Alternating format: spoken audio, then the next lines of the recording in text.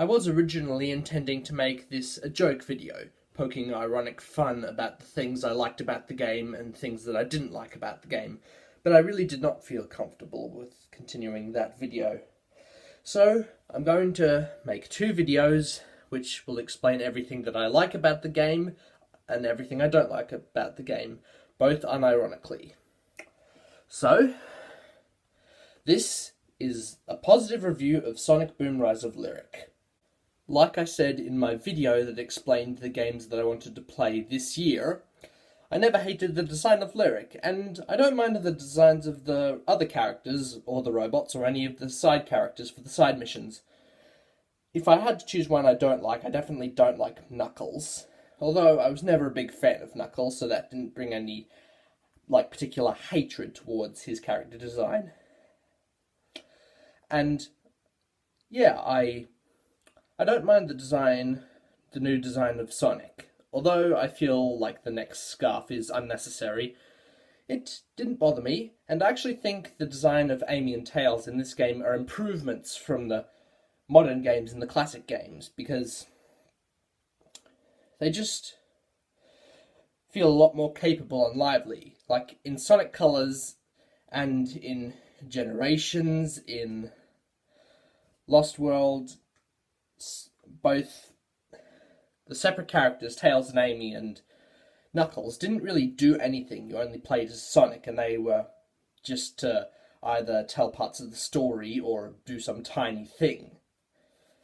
And this game obviously does not give a great representation of bringing them back, as I remember, the last game you got to play as Tails was Sonic in the Secret Rings Party Mode in 2007, 7 years ago from this game. So 7 years later, playing as Tails was okay. I liked his hoverability, I liked the fact that he had sort of shooting attacks. The combat can get a bit repetitive. No, actually it can get a lot repetitive, but Tails was okay during the combat because you could stay away from the enemies and continuously fire, or use your buddy bots while you fire to get even more attacks and a bigger combo.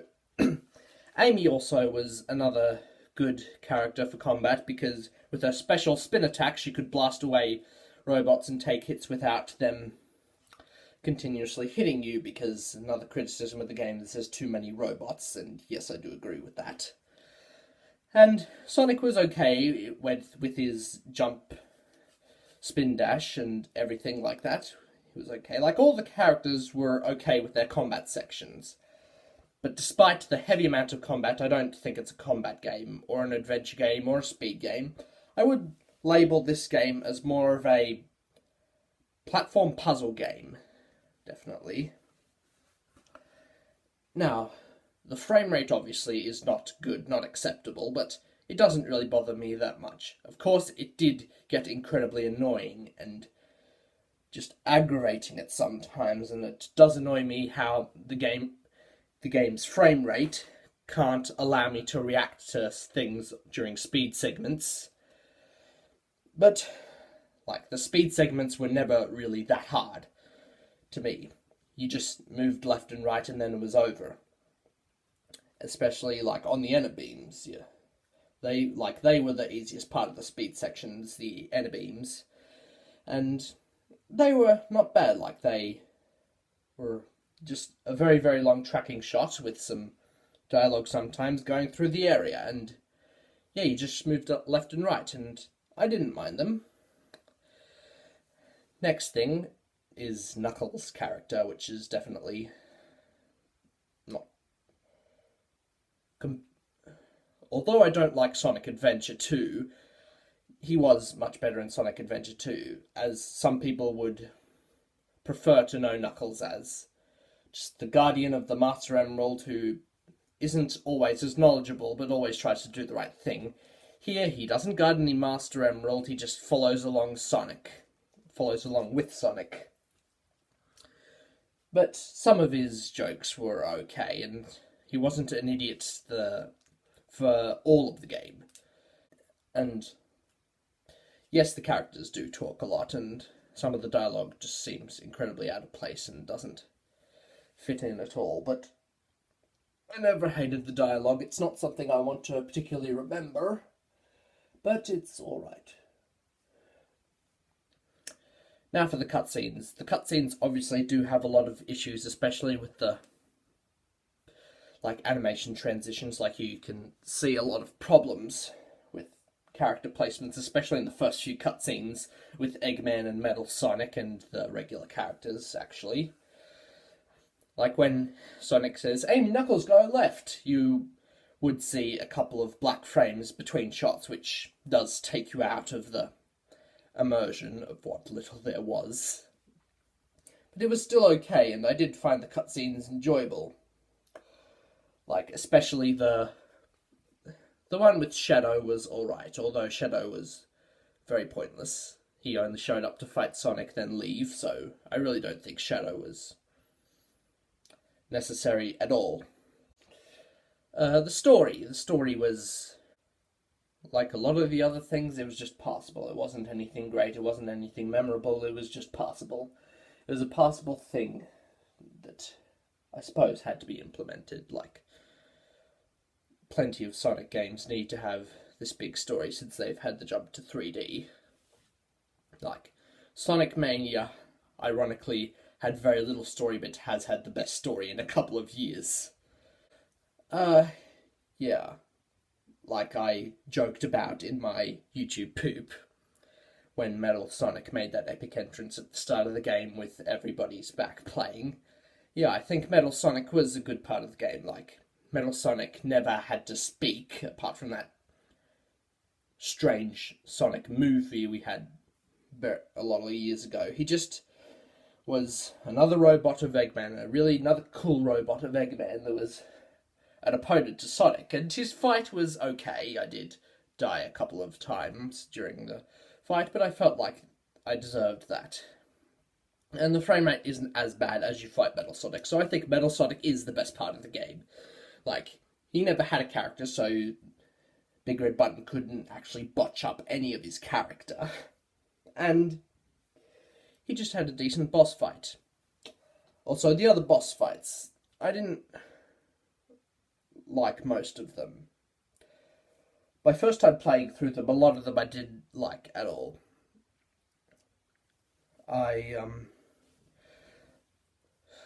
There's the main problem with them is just too many robots. The fight against the gigantic Digger Worm, I suppose understandably has robots, because you're required to throw robots with the energy beam into the giant worm's mouth to defeat it. But the other ones, with Eggman, versing Eggman in his giant red robots, just felt unnecessary. So, yeah, there's too many robots during a lot of the fights. But replaying them, they're not so bad. And also, the Ener Beam is a big step up on the combat. It's the thing I've been using most of the time, just lassoing enemies and throwing them into the walls or off the stage completely is a nice way to get rid of enemies. Lyric, another very good part of the game. Not perfect. Obviously, nothing in this game I would say is perfect, but a good part of the game. I kind of understood his reasoning for his hatred against nature, a bit hypocritical that he wants to get a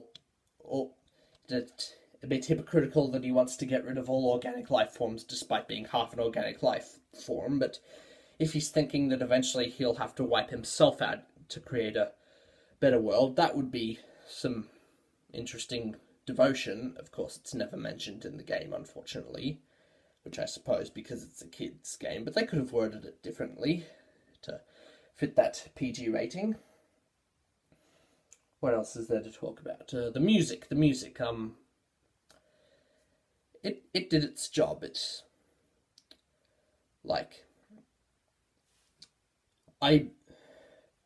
for all of my Pokemon battles, all the music you hear in it, I buy instead of just holding my iPad up to a computer and pressing play on a YouTube video. I buy all of my music, and I, of course, mentioned the artists of the music to try and avoid copyright issues, because that's a big annoyance. An understandable annoyance, but still an annoyance. I didn't mind the music. It's just passable. It did fit in most sections, especially the opening title music was okay.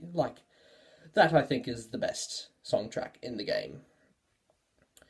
And I suppose it did fit without vocals, although Crush 40 have done an amazing group of songs for the Sonic games, so I still think they could have had some things, like perhaps to enhance, like slightly enhance the enjoyment of the speed sections, you could have had an actual song with lyrics in it. The levels are not great, but I'm fine with them. I really do like one level, and I don't remember the name of it, but it's the underground aquatic base, and where you fight that gigantic arachnid furnace thing, and that speed section runs at a decent frame rate, and I felt really engaged with it. Like, I did like that stage. It was pretty nice. And it was good just having Sonic and Amy go together instead of their friends, just having a moment together by themselves. Just a nice little thing to add to the game. Like, that whole stage I think I really enjoyed, and I enjoyed fighting the arachnid furnace and throwing the robots into it to defeat it. That was nice, and I felt it was well constructed, so I think I've talked about everything positive of the game. No, I think I've talked about everything I like about the game. It doesn't have anything that could be labelled as a positive, but I didn't mind it. Now, although I have it in my mind that I'm trying to be as truthful as I can towards the game, to put it in an objective way, I don't think you should take my opinion over others. Like, Projared probably would have more accurately described this game. So I recommend checking out his video and taking his word instead of mine. But if you're going to take my word, my incredibly controversial word, about my minor actual enjoyment of this game, then thank you. And I would give Sonic Boom Rise of Lyric an honest-to-God 4 out of 10. Still not great, but I don't hate it. Thank you very much for watching. The negative review will hopefully be coming soon.